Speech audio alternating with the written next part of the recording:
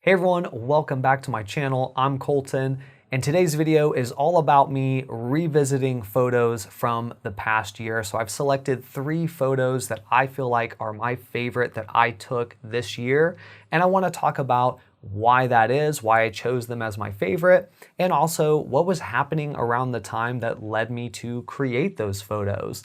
I think it's super important as photographers for us to not only revisit other work from other photographers, but also to revisit our own. Sometimes that is to critique our own work, and sometimes it's just to enjoy our own work, and that's the case in this particular video. So I won't go through these as far as like best to worst or most favorite to least favorite or anything like that. It'll just be in the order in which I took them throughout the year.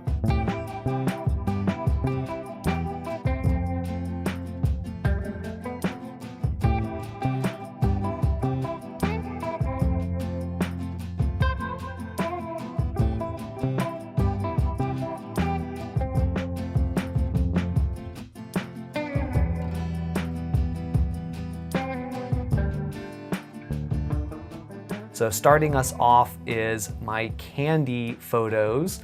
Anyone who's watched this channel for a minute knows that the first half of this year was essentially dedicated almost completely to me photographing and subsequently eating a lot of candy. But this particular photo is one that I consider probably one of my favorites that I've taken this year, and maybe even one of my favorites of all time that I've taken. Around this time, the whole reason for this photo coming to be is that I had a Olympus eVolt E300 with its Kodak CCD sensor that I had just picked up, and I had heard so much from people online about how this camera just rendered colors so beautifully, and I really wanted to test that out. And so I figured, what could be more colorful than different colorful backdrops with different colorful candy? And at the same time, this also was going to give me the opportunity to play around with studio lighting and studio flash in more creative ways, and even give me a chance to play with doing things much closer than I am normally photographing, because this camera came with a macro lens. And so I had the opportunity to get up close and personal with the candy. And I have to say, as soon as I started this project, I think this actually ended up being one of the very first candy photos that I took. And it just completely unleashed a hunger in me, not only to eat the candy, but also to photograph lots and lots of different candy. So I did that for the entire first half of the year. And anyone who knows me knows that I have almost no willpower when it comes to candy. So I ate a lot of it, sometimes to the detriment of the shoot, where I had to go back out and buy more candy because I'd eaten too many of one color and now I didn't have enough to do a particular photo. But that's where a lot of this came from. And this was so much fun to do. It really, I feel like, reinvigorated my interest in the creative side of photography with this particular photo. And I'm really looking forward to continuing the sort of candy photography type shots that I've been working on. I have a little bit of a series going, and I have some physical versions of this series that I'm building out. So I'm looking forward to the next year in working on that particular project, but that's definitely one that is a top favorite of mine this year. Now, jumping into the second photograph that we're going to look at, this one is also a more studio-focused type project, and it really came about from a couple of different areas. One being that I really wanted to do something that would challenge me, and I felt that working with people and photographing, doing different kind of fashion-geared portraits would be challenging, because I would have to really work at directing people while also working on the technical side of things. And a lot of the people I was going to photograph are friends of mine. They are people who are not necessarily used to modeling, maybe not even comfortable on camera. So that was like an extension of that challenge. And then the other side of it was very big into the fact that film was getting more expensive.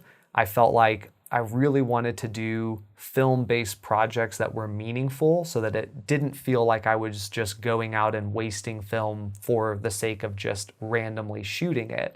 And so this gave me an opportunity to still shoot film while feeling like there was a reason for me to be shooting this project on film.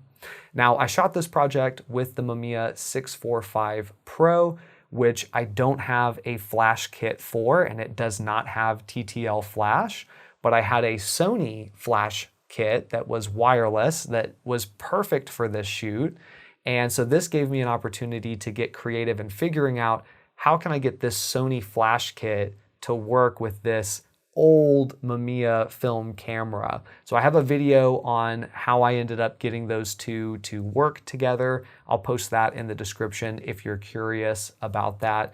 But a lot of different elements came into play for this shoot. Very time consuming, very much needing to plan ahead and orchestrate a lot of different logistics. And in the end, I'm very proud of the photos.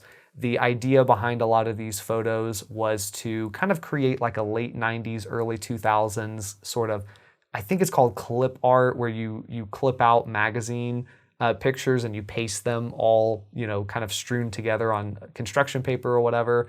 I continuously forget what that's called, but I did a little bit of that in the late 90s. And so I thought it would be cool to sort of be inspired by that with this photo series.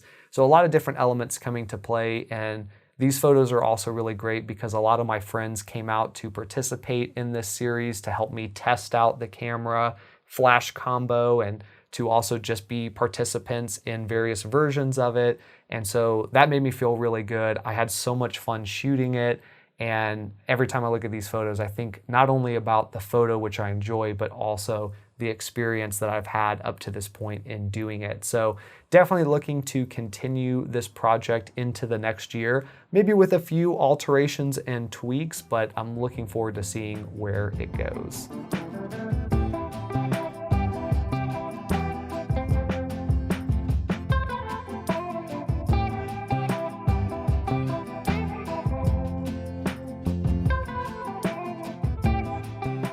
And then the last photo that we'll take a look at today is a long exposure I took of a carnival ride.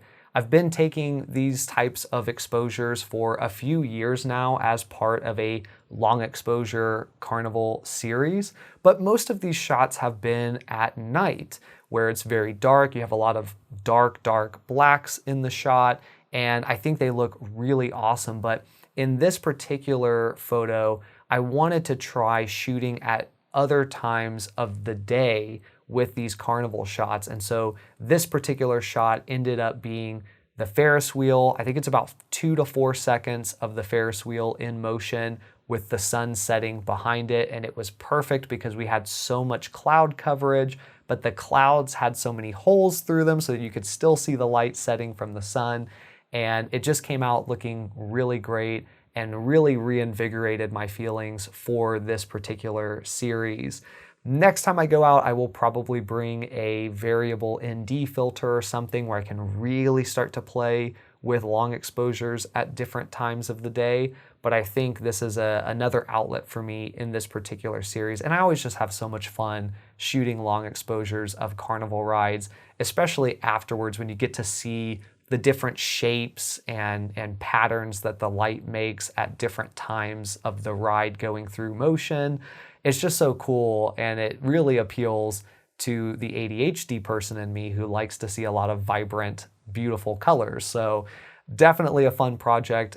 Also another project I'm looking forward to continuing in this next year, but that's the third photo in this. And that wraps up my photo journey, looking back at a couple photos that I took this year that really were my favorites, that I felt inspired by, and that I have enjoyed reviewing. If you enjoyed this video, do give me a thumbs up. Let me know which one was your favorite in the comments below. And also, if you want to see more content like this, if you want to join me on this photography journey, then hit the subscribe button. That'll keep you in the know for when the next video drops. But for now, I'm Colton. I'll see you in the next one.